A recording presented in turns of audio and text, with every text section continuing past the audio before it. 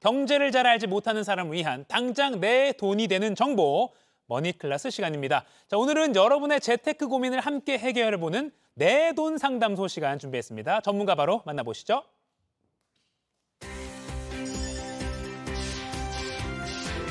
팩트 폭격으로 돈 모으는 방법 알려주는 멘토 김경필 머니 트레이너 나오셨습니다. 안녕하세요. 네, 반갑습니다. 헬스장에 헬스 트레이너가 있다면 우리 네. 상클에는 이 절약 정신 무장시켜주는 우리 김경필 트레이너님이 있습니다. 네. 자, 오늘 고민 사연을 하나 선정을 했는데 네. 먼저 제가 소개를 해드리겠습니다. 자, 읽어드릴게요. 저는 30대 후반의 미혼 남성입니다. 지방의 한 중견기업에서 생산직으로 근무하고 있고 월 소득은 400만 원가량 됩니다.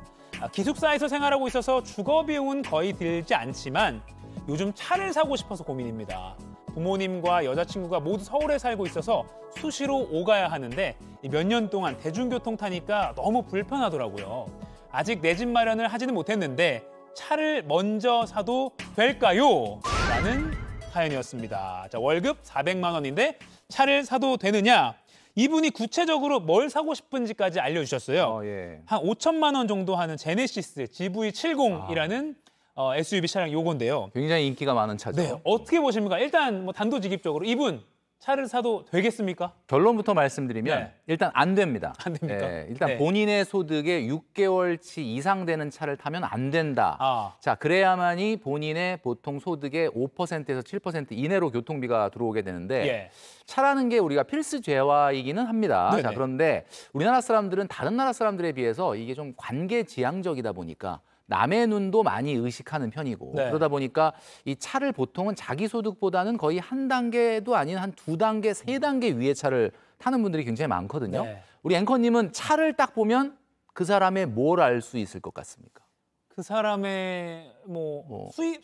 월 수입? 예, 네. 아닙니다. 그 뭐요? 사람의 사람의 허세 지수를 알 수 있다. 허세 지수? 예, 바로 우리나라 사람들은 사실 이 차에 대한 좀 허세가 강한 편인데 예. 아무래도 이제 특히 젊은 세대들 같은 경우는 최근에는 뭐 결혼을 해야 되겠다든지 뭐 집을 사야 되겠다든지 하는 목표가 좀 없다 보니까 네. 지금의 소비, 오늘의 소비, 이 플렉스 이런 것들을 주로 차로 하는 경우가 굉장히 많다라는 네. 거죠. 이게 좀 문제가 될 수가 있습니다. 아니 요새 승차감도 중요한데 하차감도 무시 그렇죠. 못하고 내릴 때 누가 나 이 차 타 이런 게 좀 있는데 그렇습니다. 요거 절대 하면 안 된다는 네. 것인데 허세 지수를 개발을 하셨다고. 요거 소개 좀 해주세요. 네, 제가 사실 허세 지수라고 하는 걸 좀 숫자로 좀 표현하기 위해서 만든 예. 게 있는데 우리 체질량 지수 얘기할 때 BMI 지수 많이 얘기하지 않습니까? 비만도 측정. 네, 비만도 측정. 네네. 이것도 마찬가지로 그 자동차에 대한 BMI 지수. 그래서 여기서는 블러프 매스 인덱스라고 해서 제가 만든 게 있는데요. 블러프가 영어로 허세잖아요. 그렇죠, 허세죠. 네네. 그래서 이게 보면 일단은 이 차량 가격을 네. 자신의 월급의 6개월치 월급으로 나눈 숫자가 바로 허세 지수입니다.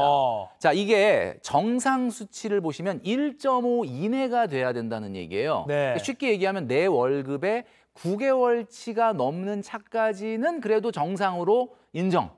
6개월. 네, 9개월. 그러니까 1.5니까. 1.5니까. 네네네. 그죠? 근데 그걸 좀 넘게 된다 그러면은 이제 1.5가 넘으면 과한 허세가 되는 거고. 네. 그다음에 2가 넘는다 그러면 진짜 고도 허세가 될 수밖에 없는데 예. 이게 지방 같은 경우는 주거 비용이 조금 낮으니까 그래도 한 2까지는 정상으로 봐주는데 예. 수도권 같은 경우는 1.5를 절대 넘어서는 안 된다라는 거죠. 근데 이분 같은 경우로 한번 계산을 해보면 이분이 지금 현재 400만 원이라고 했지 않습니까? 네. 사연자님의 소득이. 근데 이제 지금 그 제네시스 GV70이 신차 가격으로 지금 최저가가 5,040만 원. 네. 그러니까 이걸 계산을 해보면 얼마가 나오냐면 2.1이 나옵니다. 고도 허세. 고도 허세에 해당이 된다라는 예. 거죠. 그러니까 절대 사실은 이 차를 사면 안 된다라고 말씀드릴 수 있을 것 같습니다. 와, 지금 요거 허세 지수 한번 캡처해가지고 주변 분들한테 한번 많이 좀 네. 뿌려보세요. 점심 드실 때 한번 해보세요. 우리 너 고도 허세 할 수 있습니다. 앵커님도 이제 계산 한번 해보시면 되는데 예. 저는 개인적으로 0.83입니다. 와, 아주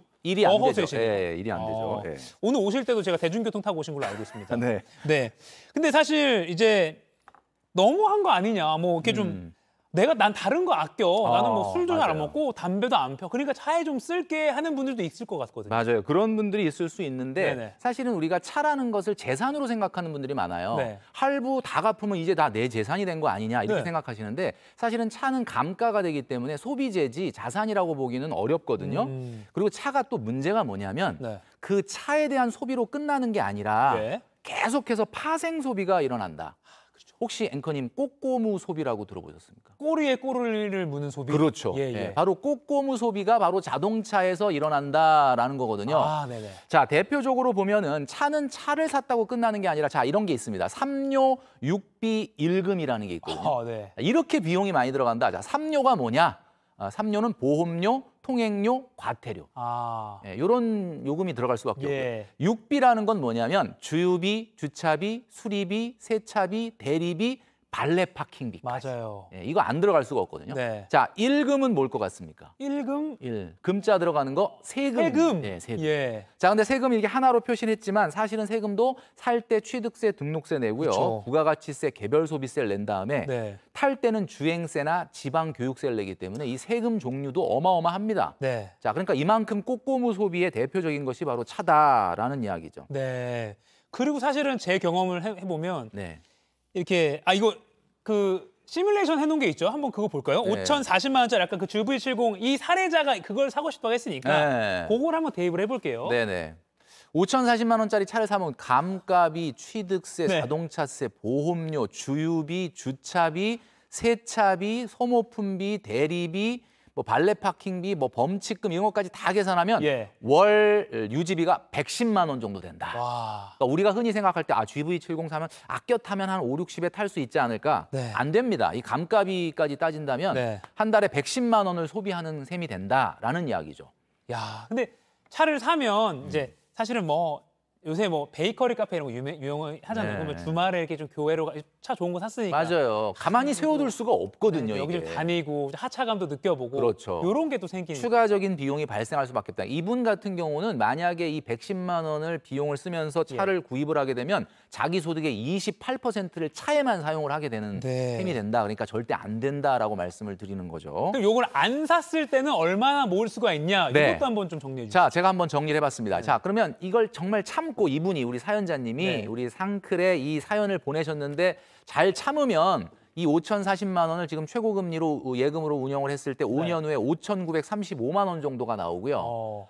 그리고 110만 원 유지비가 안 들어가는 걸 만약에 저축을 한다 그러면 이게 5년 후에 6,877만 원이 됩니다. 자, 그러면 이 차를 사는 5년 후에 나와 네. 이 차를 참은 5년 후에 나의 자산 차이는 1억 2,812만 원에 달한다. 와. 라는 얘기죠. 순간의 선택이 5년 동안 거의 1억 3천만 원의 차이를 만들어내는 거기 때문에 절대 안 된다라고 제가 말씀을 드리는 겁니다. 와, 여러분 지금 절약 정신을 무장시켜주는 김경필 머니 트레이너님께 절약 정신 무장 받고 계십니다. 네. 자, 이어서 그러면 아까 본인 월 소득의 6개월 정도를 넘는 그 가격의 차를 사면 안 된다라고 딱 단언을 해주셨는데 월 소득별로 뭐 요 정도 차는 사도 된다라고 한번 정리를 좀 해주시죠. 네, 뭐 한번 제가 보여드리면요. 네. 소득이 굉장히 높다. 예. 뭐 예를 들면 나 한 2천만 원 이상 번다. 뭐 네. 그러면 당연히 벤츠, 지바겐 같은 거 타도 누가 뭐라고 하겠습니까? 그죠? 예를 들면 뭐 소득이 예를 들면 1,000만 원이 훨씬 넘는다. 예. 그러면 이제 그때 우리가 생각할 수 있는 게 이제 벤츠 E클래스 정도 되는 거고요. 그다음에 이제 뭐 한 700, 800 이상 한 1,000만 원 가까이 번다. 그럼 그때 이제 제네시스나 벤츠 C클래스 정도 타면 되는 거죠. 예. 자, 그러니까 많은 분들이 몰려 있는 400, 500대가 제일 애매하거든요. 네네네. 아, 이거 조금 무리해서 외제차를 살까라고 생각하는데 안 된다. 자, 400, 500 정도라고 한다면 우리가 3천만 원대 차인 K5나 또는 K3 아반떼 뭐 이런 것들을 사는 것이 가장 적합한 거라고 보고요.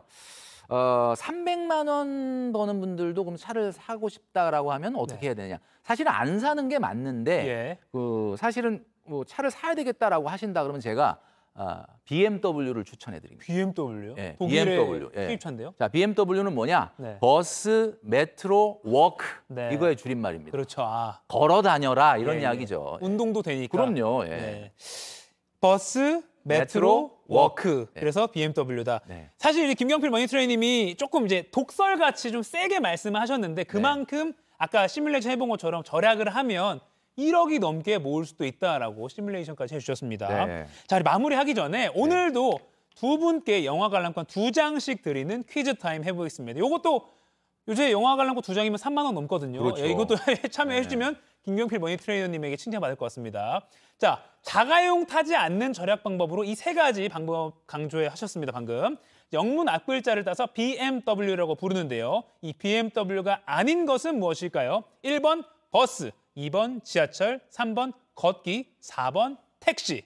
자, 정답 골라서 지금 상클 생방송이 나가고 있는 JTBC 뉴스 유튜브 실시간 댓글창에 남겨주시면 2분 뽑아서 방송 말미에 발표해드리도록 하겠습니다.